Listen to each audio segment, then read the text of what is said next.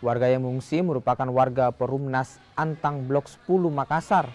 Mereka mulai meninggalkan rumah setelah ketinggian banjir terus meningkat usai hujan deras mengguyur kota Makassar beberapa hari terakhir. Salah satu lokasi pengungsian adalah Masjid Jabal Nur Antang. Ada sekitar 160 warga mengungsi di tempat ini. Mereka yang mengungsi didominasi balita dan juga lansia. Air tambahan naik, saya lihat tadinya tidak. Saya bilang nasi tidak lihat kalau turun itu ternyata tidak. Sudah sampai berapa meter air di rumah tak?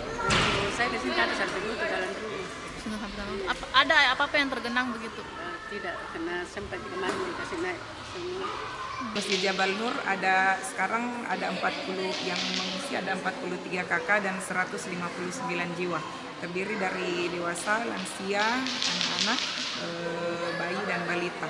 Kali adalah makanan siap saji, kemudian selimut, terpal dan obat-obatan, termasuk minyak kayu putih dan minyak telon untuk